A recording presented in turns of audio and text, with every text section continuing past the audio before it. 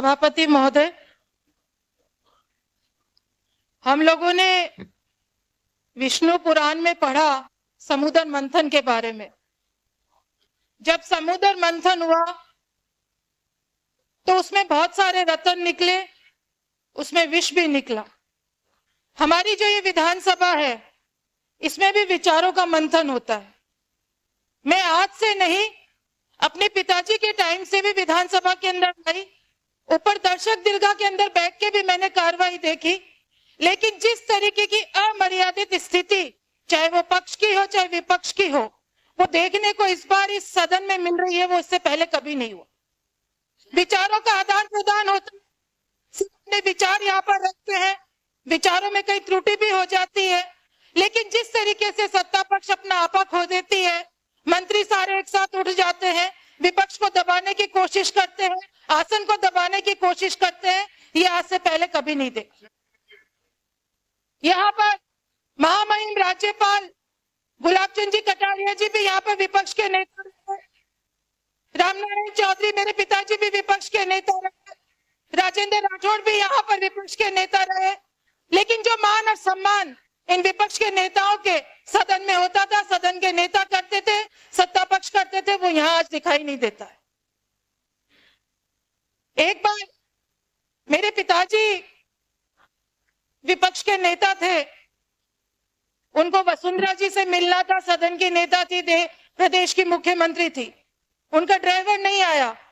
उन्होंने कहा, बेटा मुझे सीएम हाउस तक ले जा, मुझे मुख्यमंत्री जी से चर्चा करनी है। मैं उनको लेकर गई, खुद गाड़ी चला के उनको वहां पर लेकर गई। मैंने देखा वसुंधरा राजे जी पूरे सम्मान के साथ गेट पर पिताजी को लेने आई, नेता प्रतिपक्ष को लेने आई और आदर के साथ उनको अंदर लेकर गई, उनकी बात सुनी, उनके काम कर। यहाँ पर आरोप प्रत्यारोप मैं सुन रही हूँ, कैलाश जी ने अपनी बात शुरू करी अभिभाषण पे, और जो अमर्यादित भाषा का यहाँ पर आप लोग प्रयोग कर रहे हैं। आपने कोरोना काल को मजाक बना दिया। कोरोना काल के अंदर राजस्थान की पूर्ववर्ती सरकार ने जो काम किया, वो देश के प्रधानमंत्री ने माना और उसकी वाहवाही करी, और यहाँ पर आप प्रधानमंत्री को कटघरे में खड़ा कर रहे हो। सभापति महोदय, जब ये लोग अपनी अभिभाषण पर चर्चा कर रहे थे, तो मुझे मुजफ्फर वारासी की एक दो लाइन याद आ गई।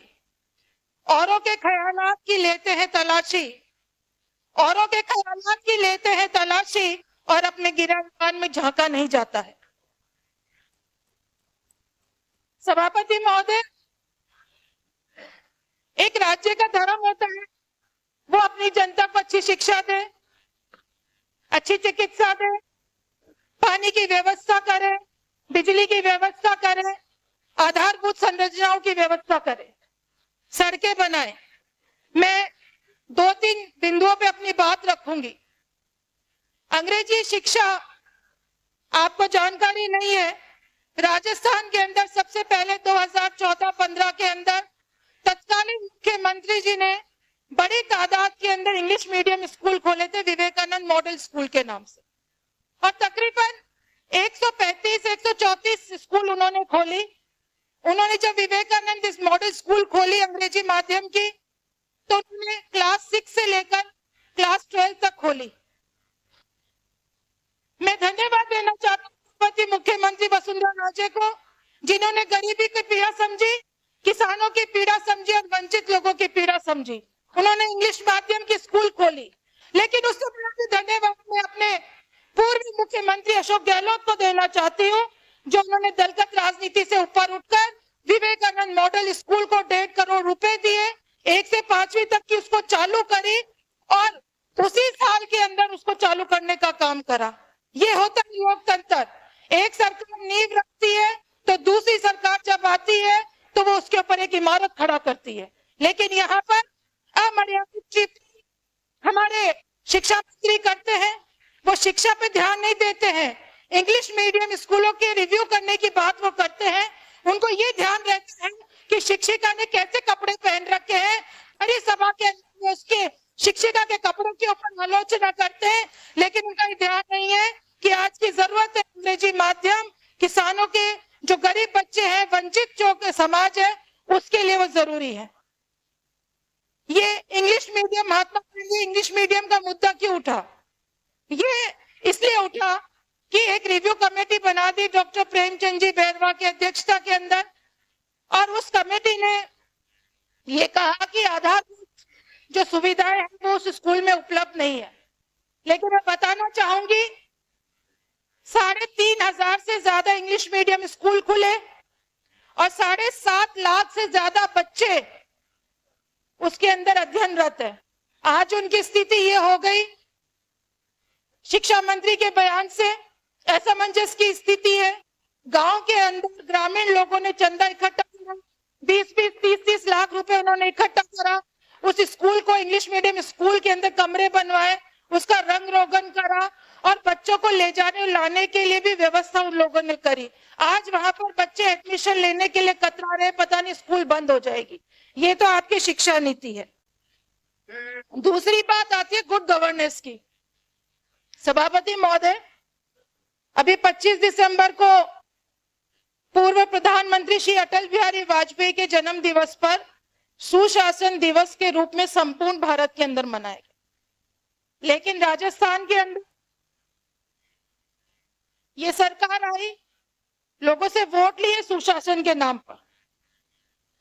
पिछली सरकार ने रामलोकन कमेटी के आधार पर बहुत सारे जिले बनाए और संभाग बनाए। आपकी सरकार ने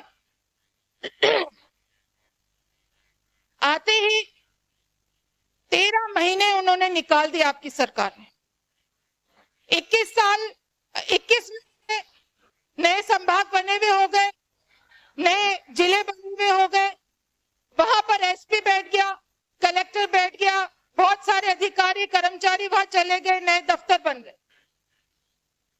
21 होता तो ये कि आप लोग पहले जो प्रदेश, जो जिले आपने खत्म करे, जो संभाग आपने खत्म करे, वहां के लोगों की राय लेते, वो आपने नहीं ली। आप वहां के नेताओं से चर्चा करते, आपने नहीं ली। आनंद फानन ने आपने मंत्रिमंडल के अंदर एक प्रस्ताव ले लिया कि ये जिले खत्म होंगे, 9 जिले और 3 जो आपके संभाग है उनको खत्म करने का फैसला ले। मेरा सीधा सीधा आरोप है, आपने उस समय का फायदा उठाया। हमारे पूर्व प्रधानमंत्री डॉक्टर मनमोहन सिंह जी का देहांत हो गया, उनका निधन हो गया, पूरा देश शोक में था, कांग्रेस पार्टी शोक के अंदर थी, और आपने ऐसे समय में मंत्रिमंडल के अंदर फैसला लिया ताकि कांग्रेस के कार्यकर्ता, कांग्रेस के नेता सड़कों पे इसके विरोध में नहीं आ सके। आपने समय उचित चुना। आपने भी समय इसलिए उचित चुना कि उस समय न्यायालय की छुट्टी थी, सर्दियों की शीतकालीन छुट्टियां थी, ताकि हम लोग कोर्ट के अंदर नहीं जा सके। सभापति महोदय, और सरकार ने 28 जनवरी को न्यायालय में जो जवाब पेश करा वो और भी हास्यास्पद। इन्होंने कहा कि विकास के लिए सरकार को प्रशासनिक निर्णय लेने का अधिकार है।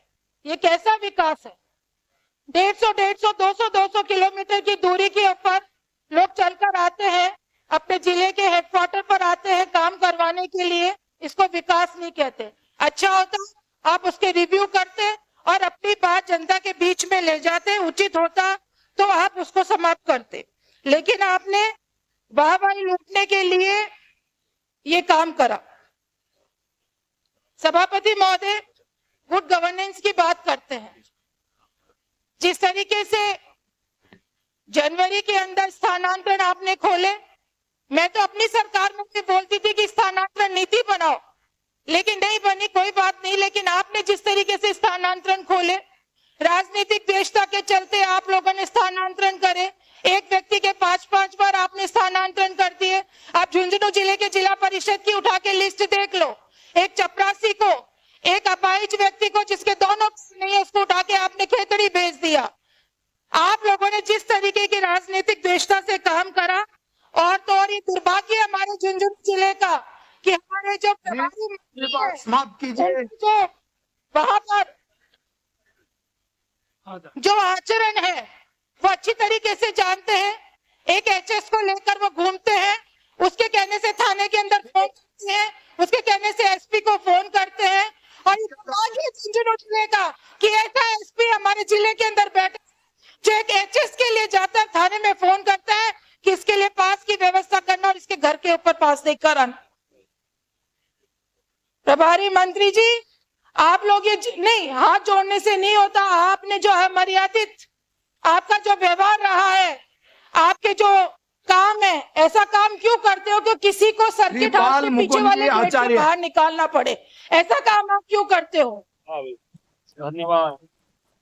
आपने पेंशन बंद कर दी, मेरे झुंझुनू के मंडावी भारत माता की वृद्ध एक बार, पेंशन एक बार। बंद हो गई है। जय श्री राम।